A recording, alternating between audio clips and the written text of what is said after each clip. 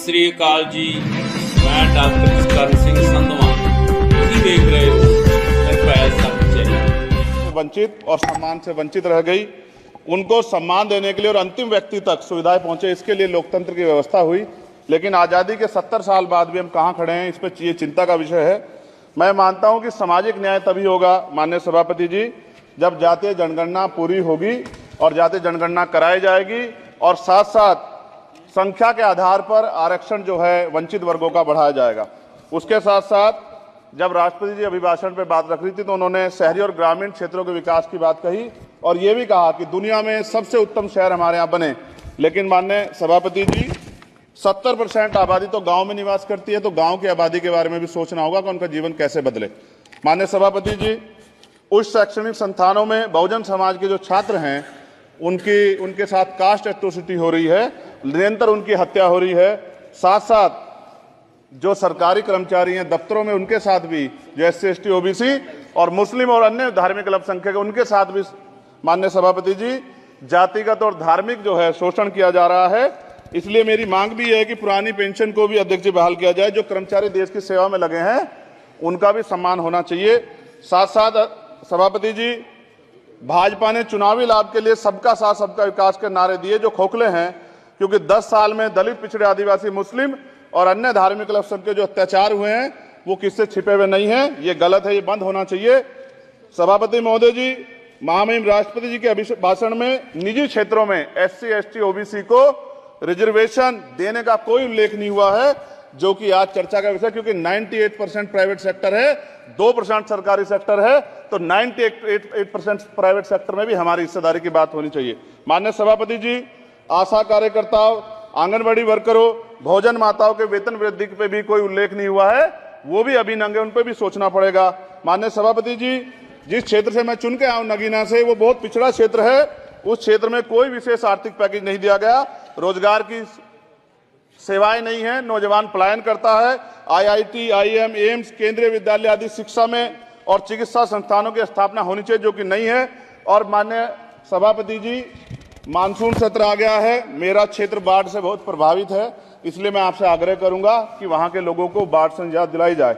माननीय सभापति जी, चीन हमें आंख दिखा रहा है और लगातार हमारे देश की सीमाओं में घुसपैठ कर रहा है, इसलिए अग्निवीर योजना को हटाकर पुनः सेना भर्ती शुरू की जाए और साथ साथ भारत की सबसे प्राचीन व बहादुर रेजिमेंट में से एक चमार रेजिमेंट को पुनः बहाल करा जाए, ऐसा भी मेरा आपसे आग्रह है। माननीय सभापति जी, पिछले सारे प्रधानमंत्रियों ने मिलकर जितना कर्ज लिया है उससे दुगना कर्ज हमारे वर्तमान के प्रधानमंत्री जी ने लिया है। किसान अगर अपना कर्ज माफ कराने के लिए जाता है तो लाठी झेलनी पड़ती है, जबकि सरकार ने धन्ना सेठों का 15 लाख करोड़ रुपया माफ किया है। इस ओर हमें ध्यान देना पड़ेगा, हमारी आने वाली पीढ़ियों को ये कर्ज चुकाना पड़ेगा। माननीय सभापति महोदय जी, किसानों को MSP की लीगल गारंटी तथा किसानों का कर्ज माफ होना चाहिए। साथ साथ 2 अप्रैल 2018 को SC ST के बच्चों पे बहुत बड़े पैमाने पे मुकदमे लगे थे, वो हमारी लड़ाई सही थी, ये सुप्रीम कोर्ट ने माना और बाद में सरकार ने माना, वो मुकदमे तुरंत वापस होने चाहिए। माननीय सभापति जी, प्रेस जो है उस पर भी शिकंजा कसा जा रहा है, जो पत्रकार सरकार के खिलाफ बोलता है नौकरी से हाथ धोना पड़ता है, और सोशल मीडिया हमारा हथियार है, उस पर तरह तरह के प्रतिबंध लगाए जा रहे हैं और विरोध करने वालों को सोशल मीडिया हैंडल भी सस्पेंड करा दिए जा रहे हैं। साथ साथ सभापति जी, पेपर लीक और परीक्षाओं के कैंसिल होने से देश के नौजवानों का भविष्य खतरे में है। नीट, यूपी सिपाही भर्ती सभापति जी और 69,000 शिक्षक भर्ती में आरक्षण घोटाला हुआ है, कोई पूछने वाला नहीं, खून के आंसू रो रहे हैं बच्चे, बेरोजगारी का दंश युवा झेल रहे हैं। इसलिए मेरा आग्रह है कि युवाओं के लिए कृपया समाप्त करें। माननीय सभापति जी, मैं पहली बार बोल रहा हूँ, आप कहेंगे मैं बैठ जाऊंगा, मैं आपकी बात, मैं संवैधानिक मर्यादा का पालन करूंगा, मगर हम तो माननीय सभापति जी सुन ही रहे हैं। आप बोलिए, 1 मिनट। धन्यवाद। 1 मिनट और बोलिए। अध्यक्ष सभापति जी, नारी सम्मान की बात करने वाली सरकार, हमने मणिपुर देखा सर, हमने पहलवान बेटियों का हर्ष देखा सर, और हमने सर हाथरस की बेटी का हर्ष देखा सर, और हाथरस के परिवार को जो वादा किया था सरकार ने वो भी पूरा नहीं किया।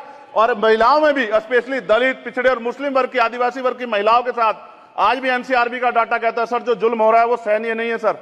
साथ साथ कोविड में तैरती, हमने कोविड में बहुत सुना सर, कोविड में तैरती लाशें भी गंगा में हमने देखी है सर, और मजदूरों का हाल भी हमने देखा है। सभापति जी, मैं सब समाप्त कर रहा हूं। नोटबंदी पे छोटे मझले उद्योग की जो कमर टूटी वो भी हमने देखी है। सभापति जी, शैक्षणिक संस्थानों, विश्वविद्यालयों में, चिकित्सा संस्थानों में ओबीसी एसटी के योग्य अभ्यर्थी को एनएफएस करके जिस तरह निकाला जा रहा है, लेटरल एंट्री करके जिस तरह हमारे रास्ते बंद किए जा रहे, ये भी हम देख रहे हैं सभापति जी। साथ साथ मेरा ये कहना है सर, ये सबका इशू है कि प्राइवेट कर्मचारी सर और सरकारी भी कई जगह पे 8 से ज्यादा घंटों से काम करते हैं और उनको जो सर उचित वेतन भी नहीं मिलता, तो न्यूनतम वेतन 20,000 रुपए तय हो और सब्सक्राइब करो, शेयर करो ते लाइक